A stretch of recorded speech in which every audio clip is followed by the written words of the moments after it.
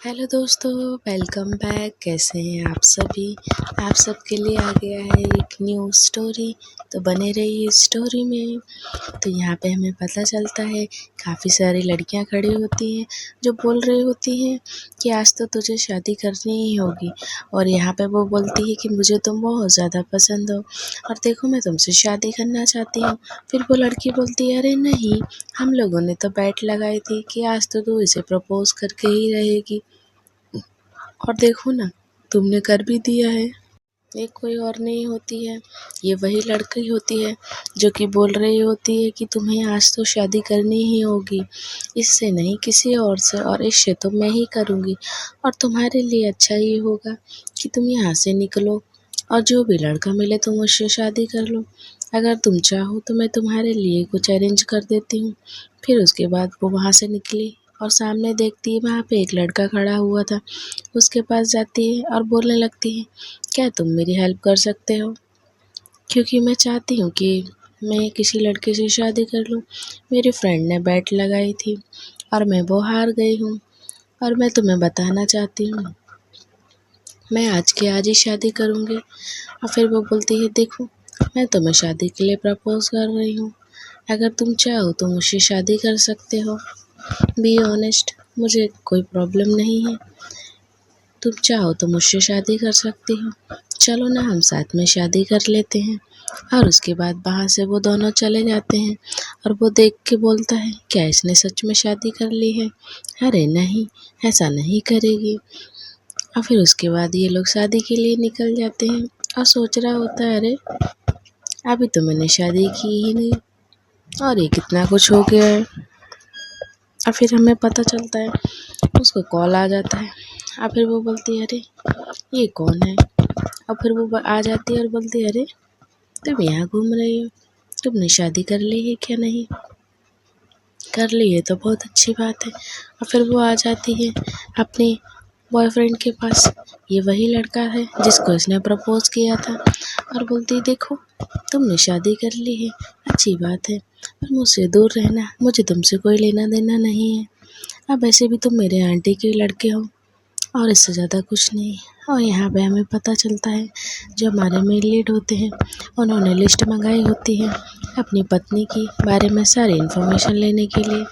और फिर हमें यहाँ पे भी पता चलता है कि वो जॉब पे आई हुई होती है और वो बोल रही होती है, देखिए सर, मैं चाहती हूँ कि मैं बहुत अच्छे से काम करूँ, बट देखिए ना मेरी मॉम को क्या हो गया है, वो मेरा कॉल नहीं उठा रही हैं। और यहाँ पे फिर ये पहुँच जाती है छिपकली और बोलने लगती है कि अरे वो कैसे कॉल उठाएंगे, उन्हें क्या पता, तुम्हारी माँ ने तो यहाँ पे चोरी किया है, तो वो तो उन्हें ही पता होगा, और कोई कैसे बता सकता है। इसलिए मैं चाहती हूँ कि जितने जल्दी हो सके तुम ये बात समझ जाओ, मेरे बीच में मत आया करो। मैं चाहती हूँ इसे पनिशमेंट देना, ये तुम्हारे आंटी की बेटी है, तुम्हारी गर्लफ्रेंड नहीं, और मैं तुम्हारी गर्लफ्रेंड हूँ, इसलिए इसे दूर रहो। और फिर बोलने लगती, हाँ क्यों नहीं, मुझसे तो दूर रहने की ज़रूरत ही है, आखिर मेरे पास हस्बैंड है, बॉयफ्रेंड की ज़रूरत ही क्या है।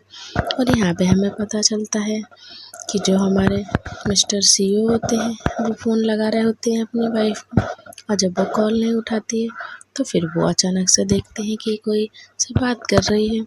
और फिर वही आ जाती है वापस और बोलती है, अभी देखो, अगर तुमने सबके सामने मुझसे माफ़ी नहीं मांगी तो मैं तुम्हारे लिए बहुत सारी प्रॉब्लम खड़ी कर दूंगी और तुम देखती रह जाओगी। इसलिए जितने जल्दी हो सके इस मैटर को क्लोज़ करो, मुझसे और मेरे बॉयफ्रेंड से सबके सामने तुम माफ़ी मांगो, उसके बाद ही मैं तुम्हारे छोड़ दूंगी।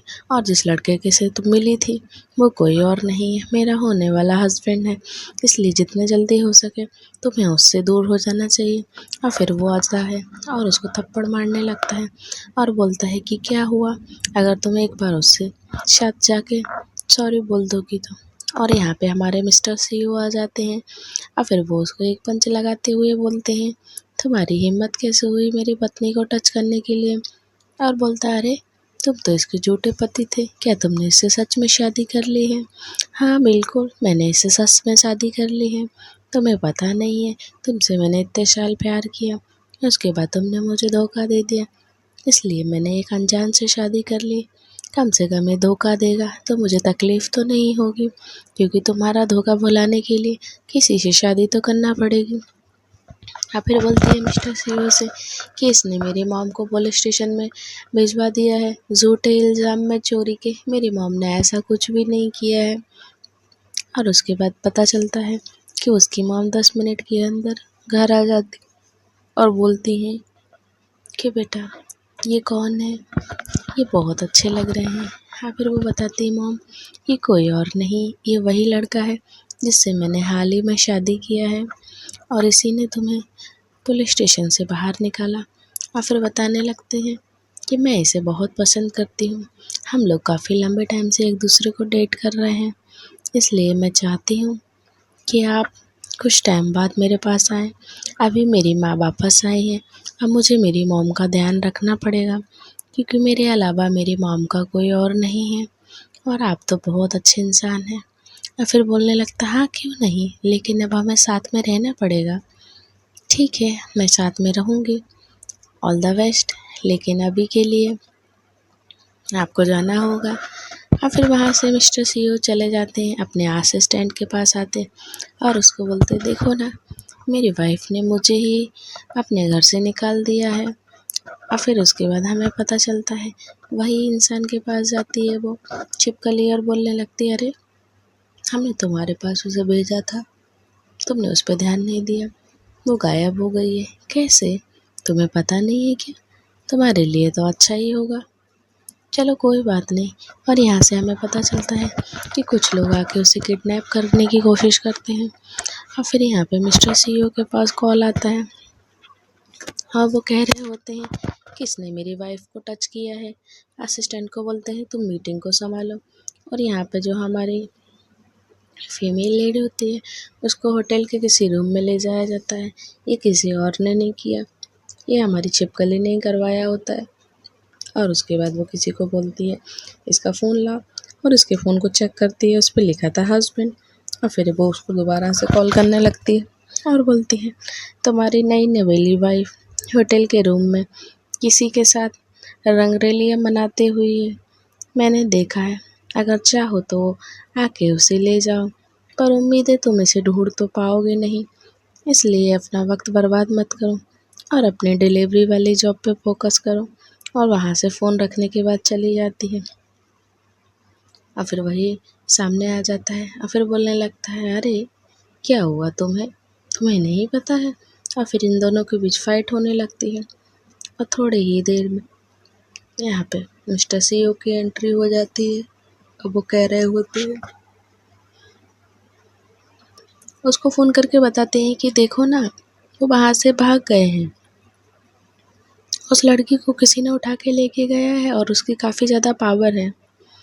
इसलिए वो उसके पास आती है और उसको बताती है देखो ना तुम्हारी एक्स गर्लफ्रेंड ने मेरे साथ कैसा किया है, उसने मेरे खिलाफ़ कंप्लेन कर दी है झूठी कि मैंने उसे असॉल्ट किया है और मैंने उसको काफ़ी ज़्यादा परेशान किया है और उसको मारने की धमकी भी दिया है। और यहाँ पे मिस्टर सीईओ होते हैं जो बहुत ही अच्छे केयरिंग हस्बैंड होते हैं और फिर वो उसको बोल रहे होते हैं कि अच्छा तुम आ गए हो, चलो कोई बात नहीं, तुम्हारी भी पुलिस स्टेशन में अच्छे से खातिरदारी करवा दूँगा। और तुम जानते नहीं हो मैं कौन हूँ, मैं इसका बॉयफ्रेंड हूँ, जो कि मैंने अभी से ब्रेकअप भी नहीं किया है और आने वाले टाइम में तुम्हें छोड़ के वो मुझसे वापस से शादी करेगी। और इसकी इतनी हिम्मत कि इसने मेरी गर्लफ्रेंड के खिलाफ़ कंप्लेन किया है। अभी इसको बोलो वो कंप्लेन वापस ले और मेरी गर्लफ्रेंड से माफ़ी मांगे, क्योंकि इसके लिए ये सबसे अच्छा ऑप्शन है। अगर ये माफ़ी मांग लेती है तो मैं इस बात को यहीं ख़त्म कर दूँगा, इससे आगे नहीं बढ़ूँगा।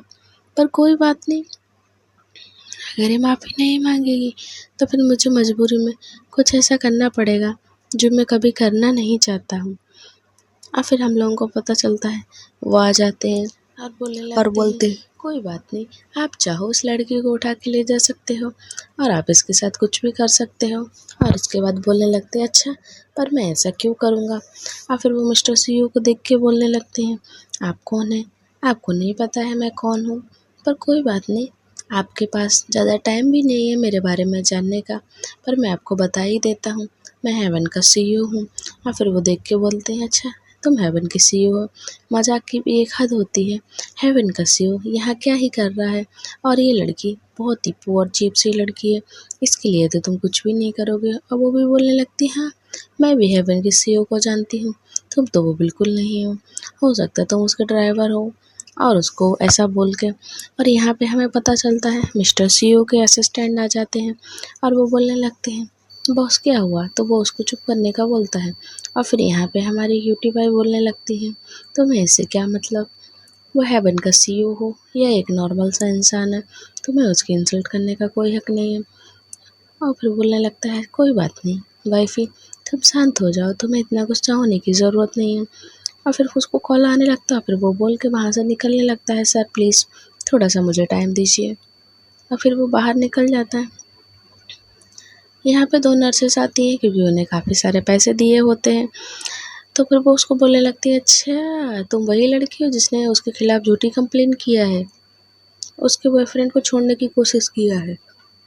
कोई बात नहीं, मैं तुम्हारे लिए एक बहुत अच्छी सी खबर लेती हूँ। और उसे अपने हॉस्पिटल के बेड से निकाल दिया होता है।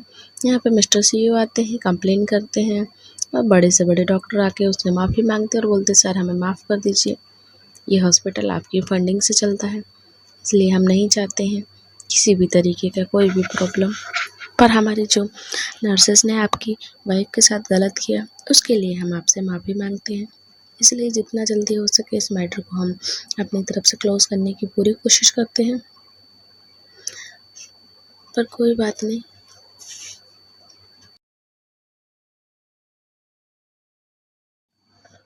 दोस्तों इसका पार्ट 2 भी आने वाला है, तो आप वीडियो में बने रहिए। और आपको स्टोरी कैसी लग रही है आप मुझे बताइए। एक्चुअली मेरी थोड़ी सी तबीयत ठीक नहीं है, तो वॉइस में थोड़ा सा नॉइज़ वगैरह आ सकता है, तो प्लीज़ आप मैनेज करिए।